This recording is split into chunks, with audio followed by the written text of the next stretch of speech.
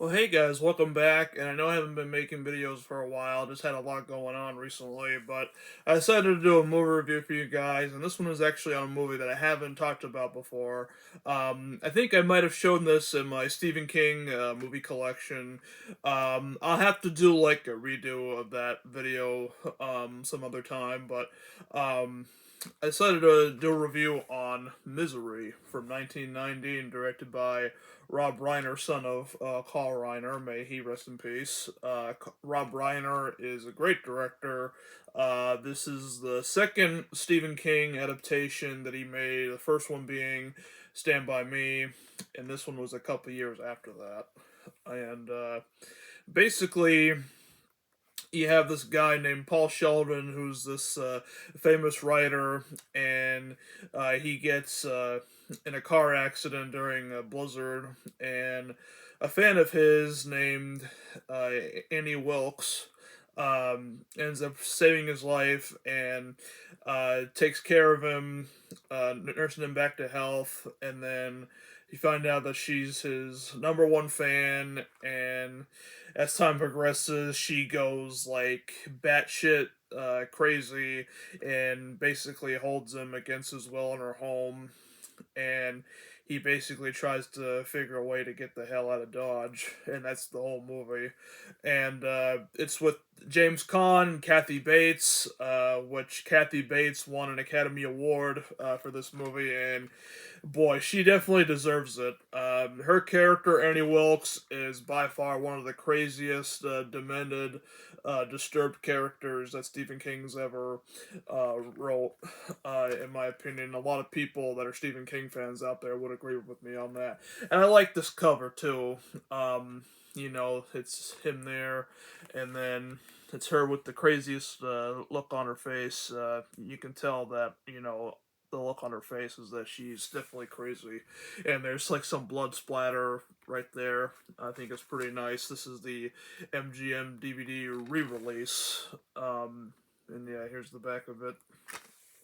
Uh, and this particular re-release came out in 2014, and there's like the disc. It's widescreen on one side, full screen is on the opposite side.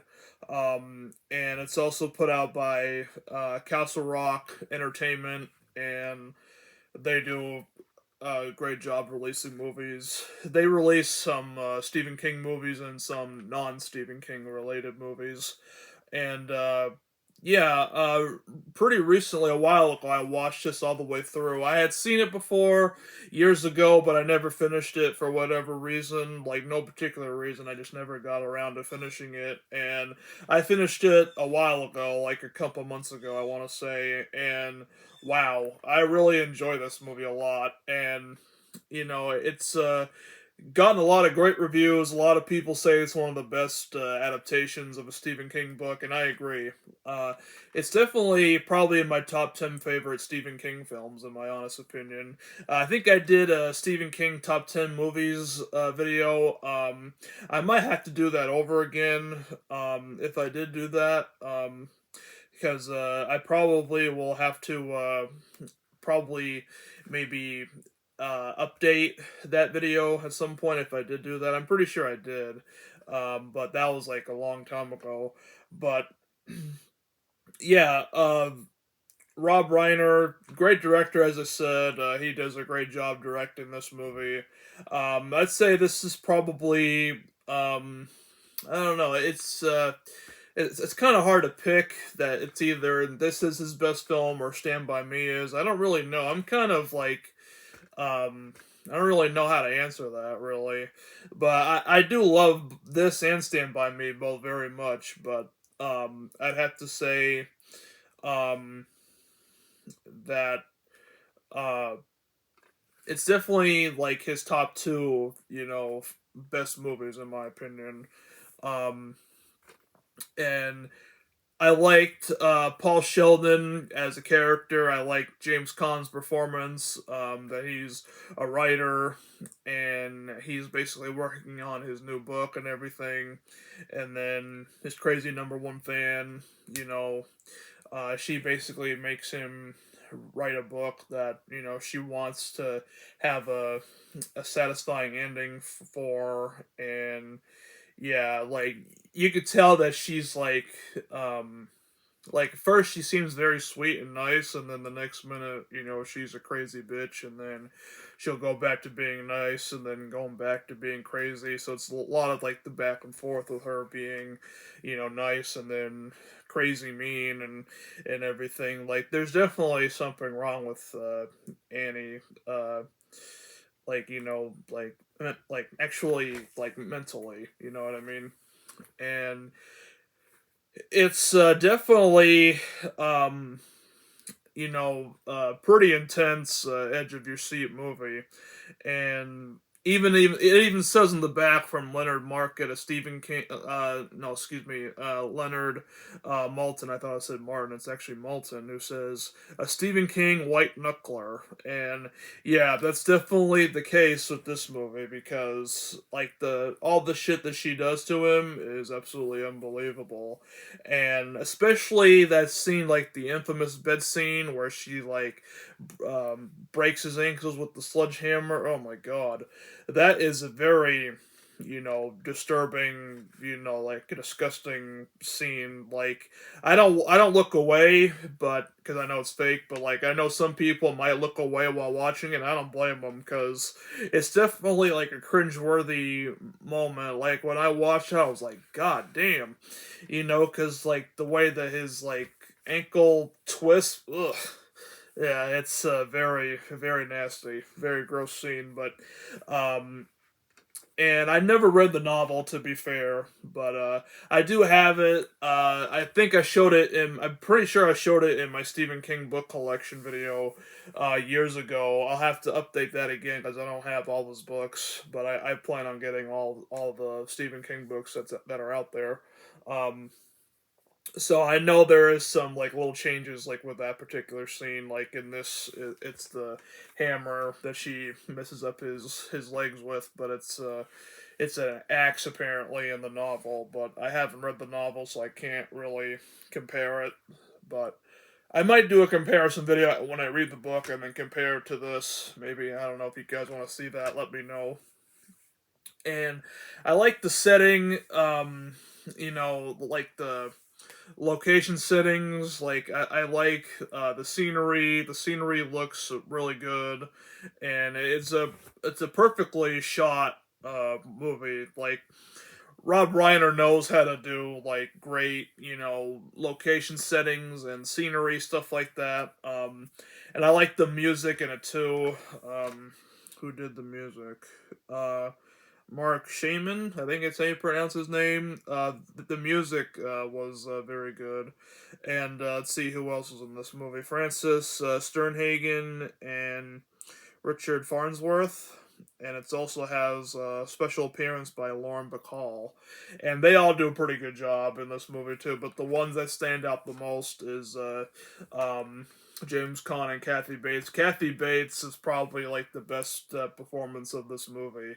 And there is a 4K release. I'll have to pick it up. I know Scream Factory did a Blu-ray release, and I know another company did a 4K and Blu-ray release. I'll have to pick it up on 4K, and I might even just swap it out to replace this, because this is like the DVD. It's plain Jane. Like there's not really anything on it as for features. It's just the movie basically. But yeah, it's definitely one I want to upgrade. I bought this years and years ago, so I'll have to uh, toss this and give it away and replace it with the 4K, because it's a really good film. And for a 1990 movie, it still holds up today, in my opinion. This doesn't have a remake. I don't think it really needs one. It probably will, maybe in the future, but I mean, I'll see it, but I don't think it'll be as good as this one, because, like, it's just such an iconic, movie. And, it says how it's a heart-stopping psychological thriller, and it definitely is. It's not necessarily horror. It says it's one of the best uh, horror movies ever, and I'd say it's not really necessarily like a horror movie. I mean, like you'll probably find it in the horror genre, but really it's more of like a psychological thriller. It's definitely a little bit different compared to other Stephen King movies I've talked about, like The Shining, It, Pet Sematary. It's not in that category of movies, but it's still very intense movie. And what's crazy about this story is that there are fans out there that'll do exactly the stuff that Annie does in this movie, which is insane. And there's always like celebrities that have crazy stalker encounters with their crazed fans and stuff like that. So some of it's actually pretty realistic and could happen. So that's why it makes it so scary to, like, as you watch it, knowing that there's people like Annie in real life, which is pretty crazy. And it's one of those movies that really sticks with you, whether you like the movie or not.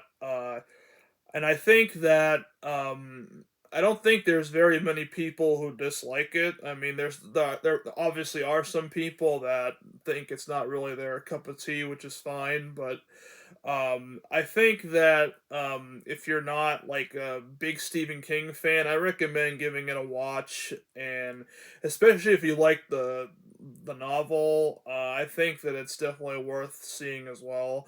And let me know what you guys think of it. Do you prefer the movie? Do you prefer the book? Let me know, because I'd love to hear from you guys about that. As I haven't read the book yet, I have it, but I'll have to read it at some point. And James Caan and Kathy Bates, they work really well together, and I like the chemistry that they have together. There's obviously good moments with them, and there's also bad moments with them, like when she's going crazy and he feels like a prisoner and tries to get out and everything. And the thing with Kathy Bates is that her character, even though she's very demented and disturbed, like she's also very smart and slick about certain things. And if you've seen the movie, you know exactly what I'm talking about. But yeah, this movie is definitely ballsy when it comes to intense scenes. Like there's a bunch of intense scenes, not just the infamous him lying in the bed scene, but there's a whole bunch of other crazy stuff that happens in this movie. But I'm not gonna give anything away because I don't want to spoil it for those who haven't seen it. Most people probably seen it already, but I don't want to be repetitive about it or spoil it for those who haven't seen it. But if you like Stephen King, you definitely owe it to yourself to giving it a chance. You can get it for dirt cheap. Like you can get this probably like $5 or something on Amazon or eBay or whatever, maybe even cheaper on eBay. But yeah, there's also Scream Factory Blu-ray release that's out there, and there's also a 4K release that's put out by another company. Forget the name of the company. I do know it, but I just can't remember off the top of my head right now. But yeah, this was released by MGM and 20th Century Fox. They make some good DVDs. Sadly, this doesn't really have shit for features, so that's why I want to get the 4K to replace this and give it to someone who doesn't have, you know, Blu-rays or something, and who just collects DVDs. But yeah, I really enjoy this film a lot. I definitely want to revisit it again, especially on Blu-ray 4K. I'm sure it's going to look a lot better than it is on this. I mean, the picture quality is not bad on this, but I think it'll look a lot better on 4K and Blu-ray. And let me know if you have the Scream Factory or 4K releases. Let me know if they're any good. Do you think they're worth me buying it sometime? Let me know. I'll definitely like to hear from you guys on that. So let me know in the comments what you think of Misery. Is it one of your favorite Stephen King movies? Is it one of your least favorite Stephen King movies? Whatever it is, let me know. And thank you guys so much for watching. I'll see you guys in the next review. Take care.